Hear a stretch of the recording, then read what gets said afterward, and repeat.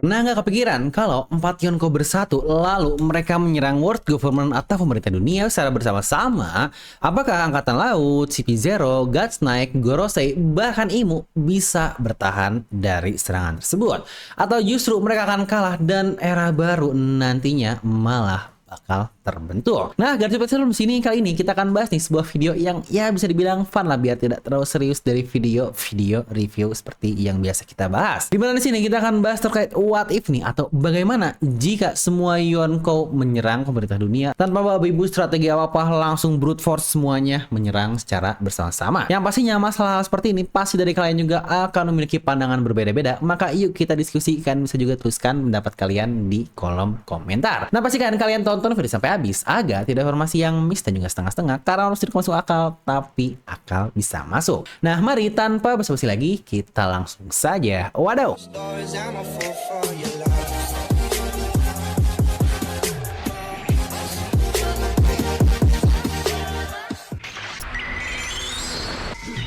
Nah, di video ini kita akan bagi 6 bagian atau kasarnya 6 level nih yang perlu dilalui oleh karakter utama kita untuk mencapai level terakhir. Apakah mereka mampu menumbangkan pemerintah dunia ini? Yang tentu saja utamanya kita akan mulai dari karakter utama kita, yaitu bajak laut topi jerami. Yang apakah mereka bisa menghancurkan sistem yang sudah berdiri selama 800 tahun lebih alias pemerintah dunia ini. Dan kita masuk ke level pertama, di mana level ini tentu saja yang akan kita masukkan adalah mereka-mereka para tentara angkatan laut biasa yang jumlahnya sangat banyak di seluruh dunia, di mana bayangkan mereka bergabung dan menghalangi Luffy CS atau bajak laut topi jerami. Di mana untuk level 1 ini tentu saja yang paling mudah banget, mereka bukanlah apa-apalah di kalangan kru dari seorang Yonko. Ingat di NES Lobby saja pada pre-time skip, Luffy menghabisi ratusan angkatan laut plus agen Chipperpol yang dapat dibilang dengan cukup mudah. Dimana pas kayak time skip pun nantinya kita melihatkan House Konohaki Luffy bisa memingsankan ratusan ribu, yang berarti pastinya dari angkatan laut yang nanti akan menghalau Luffy akan dengan cukup mudah bagi Luffy untuk memingsankan semuanya dengan sangat mudah. Yang baik lagi di sini kita belum masukkan peran dari Zoro, Sanji, Nami, Jinbei, lain-lain. Itu saja buat Luffy aja udah sangat mudah dan dia bahkan belum menggunakan Awakening, Gear 5 yang intinya level 1 ini akan diselesaikan dengan sangat instan. Next kita masuk ke level 2. Di sini kelasnya udah naik lah, dimana yang menghalang mereka adalah pihak-pihak tinggi di angkatan laut seperti Vice Admiral dan juga agen-agen pemerintah dunia yang cukup tinggi seperti CP0 dan juga CP9 yang pernah kita ketahui. Dimana di level ini pertarungan akan cukup berubah nih karena musuhnya bukanlah sembarang angkatan laut, yang bahkan Vice Admiral aja jumlahnya sekitaran ada 50 orang, termasuk top-topnya seperti Garp, Suro, Smoker, Onigumo, Momonga, mereka semua ada di duel ini. Yang pastinya dengan hal ini saja duel dari bajak laut topi jerami harus mulai dengan serius. Ya, walau tentu saja akan ada nih Vice Admiral Kroco atau noob yang dikalahkan dengan mudah. Seperti yang kita lihat juga di Eket kan, bagaimana dikalahkan dengan sangat mudah oleh Franky, yang bahkan oleh Bonnie pun dia tidak bisa melakukan apa-apa. Tetapi jangan lupa top Vice Admiral seperti Momonga, Smoker rasanya tidak akan semudah itu dikalahkan. Di sini pun pada akhirnya Zoro, Sanji akan mulai berhadapan dengan mereka-mereka. Ya, walau tentu saja rintangan terbesarnya sudah jelas adalah kakek Jicang kita alias Monkey the Garp yang akan menghalau cucunya sendiri. Yang seharusnya untuk level Garp itu pun sudah cukup jauh lah dibanding Vice Admiral yang lain. Serta jangan lupa terdapat Suru juga yang pasti akan membuat mereka kewalahan. Namun tetap saja di sini menurut saya sendiri bajak laut topi jerami sudah bisa lebih dari cukup untuk melampaui level 2 dalam melawan pemerintah dunia. Kalau bisa dibilang semua keadaan dari krunya tidak akan berakhir dalam keadaan sehat walafiat karena pasti akan ada beberapa yang cukup babak belur. Lanjut kita masuk ke level yang ketiga.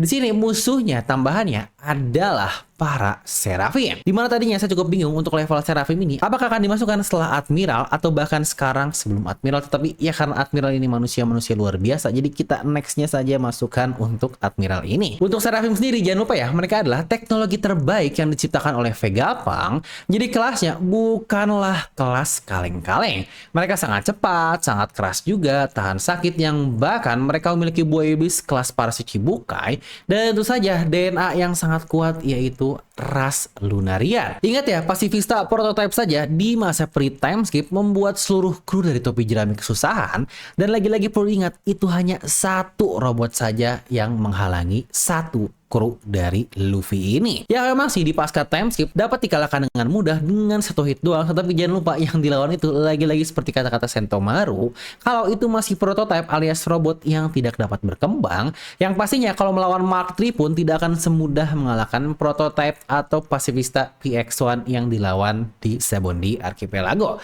Apalagi ini tertingginya yaitu para Seraphim. Yang jangan lupa juga ya, Seraphim ini tidak serta-merta robot seperti para pasifista karena mereka dibentuk menjadi cloning atau manusia yang bisa berpikir sendiri, yang pastinya dia juga akan semakin pintar. Yang bahkan tidak hanya satu doang nih ketika di masa pre-time skip, yang malah kan satunya saja sudah susah. Di sini kita mengetahui terdapat 7 Seraphim yang menghalangi mereka sekaligus. Dari S-Hawk, S-Bear, S-Snake, pokoknya semua 7-nya menghalangi mereka semua. Yang jangan lupa ya, S-Hawk atau Mihawk saja membuat Peach mengeluarkan haki dan dapat menghancurkan pulau dengan mudah di Amazon Lily, yang berarti itu mereka masih bocah saja. Levelnya Seraphim ini sangat-sangat gila sekali.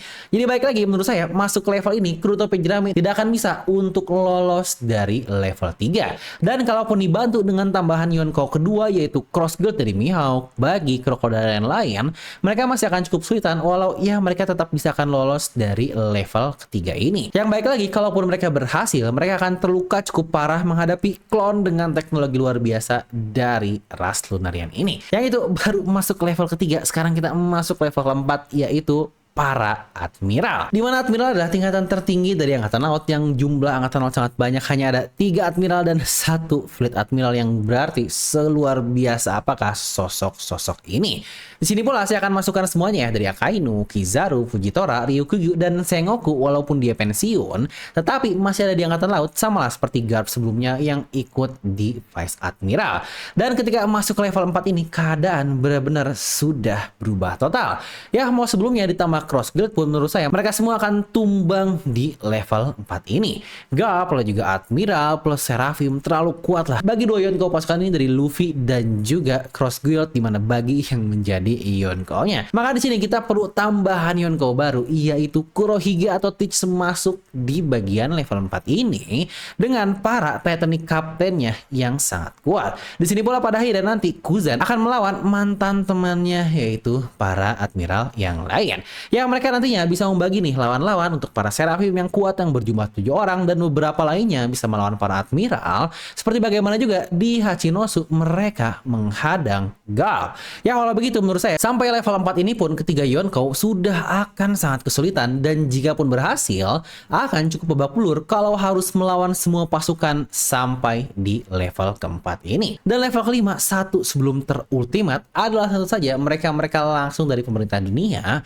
yaitu Guts Knight. Ya karena sampai level keempat saja tadi sudah kesusahan, maka di level ini kita perlu menambah anggota Yonkou baru, yaitu Shanks rambut merah untuk ikutan andil. Yang jangan lupa juga ya, Shanks ini memiliki kru yang sangat-sangat luar biasa sekali. Ya walaupun menurut saya para Guts Knight ini dari sisi kekuatan mereka memang masih berada di bawah Admiral, namun jangan lupa regenerasi tersebutlah yang akan sangat-sangat merepotkan yang dimiliki oleh para Guts Knight. Dan jangan lupa juga bahkan mereka memiliki kekuatan sangat luar biasa yang aneh-aneh, seperti bagaimana yang kita lihat di Pulau Elbaf ada Killingham, Gunko, Samrock yang kekuatannya sangat-sangat masif sekali. Dimana Samrock kemungkinan akan melawan saudaranya alias Shanks di level ini, dan sisanya dengan haki-haki luar biasa akan melawan Guts Knight yang lain. Jangan lupa Shanks ini ada Yasuo, Plucky Rose, Hongo, Ben Beckman, dimana semuanya orang-orang yang sangat luar biasa, yang sejujurnya dengan haki yang mereka miliki seharusnya akan cukup mudah sih mengalahkan Guts Knight. Tetapi jangan lupa level-level sebelumnya pun ada di bagian sini. Dan level terakhir alias level ultimate tentu saja dia adalah tingkatan tertinggi dari pemerintah dunia, dimana Gorosei plus Imu ini sendiri. Mungkin akan banyak nih yang merasa Gorosei tidak hemat-hemat amat bang, karena Luffy aja dia bisa kabur kok bang di Egghead sendirian melawan kelima Gorosei. Jangan lupa ya, fokus Gorosei di Egghead ini di sana untuk menghentikan siaran Vegapunk. Jadi sebenarnya itu pula alasan kenapa mereka tidak terlalu fokus kepada Luffy. Dan Luffy juga sebenarnya tujuannya adalah untuk kabur, makanya dia tidak terlalu all out juga ketika melawan para Gorosei. Karena di Egghead sendiri terlihat nih Oda membuat plot yang sangat disengaja. Di saat semua Gorosei sudah fokus untuk mengajar Luffy, pada akhirnya Oda memberikan plot lain muncul nih, yaitu haki luar biasa dari Joy Boy yang dikeluarkan oleh Emmet yang akhirnya meratakan semua Gorosei dan angkatan laut yang ada. Karena jika tidak, sudah jelas lah Luffy dan yang lainnya pasti akan rata dikalahkan oleh Gorosei dan semua barikade angkatan laut yang ada di sana. Walaupun mereka memiliki tambahan kekuatan dari Elbaf, tetapi power yang dimiliki oleh para Gorosei ini sudah sangat-sangat luar biasa. Karena seperti yang kita lihat juga di Pulau Egghead, untuk para Gorosei, kakinya saja sudah sangat kuat sekali, apalagi kemampuan perubahan iblisnya yang gila banget. Ingat ya, tonjokan Luffy bahkan tidak mempan ke Sign War Curie, itu bahkan dia menggunakan Gear 5-nya loh, bukan tonjokan biasanya. Dan tidak hanya itu, kelebihan dari para Gorosei ini, mereka memiliki tubuh immortal dan regenerasi yang luar biasa.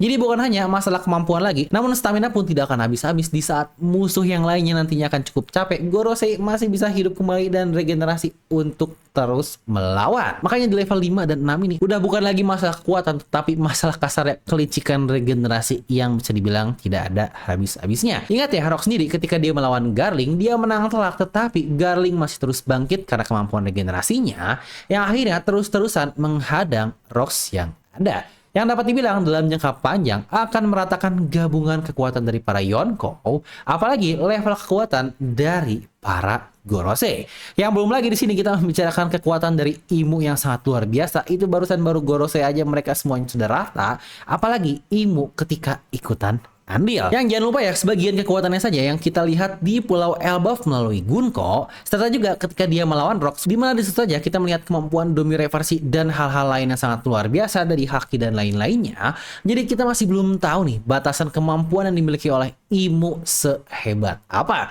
Rasanya baik lagi, belum full sampai ke level 6 pun bagi saya seluruh Yonkou sudah dapat diratakan oleh full power dari pemerintah dunia ini. Dan pemenangnya tentu saja mereka lagi-lagi para pemerintah dunia.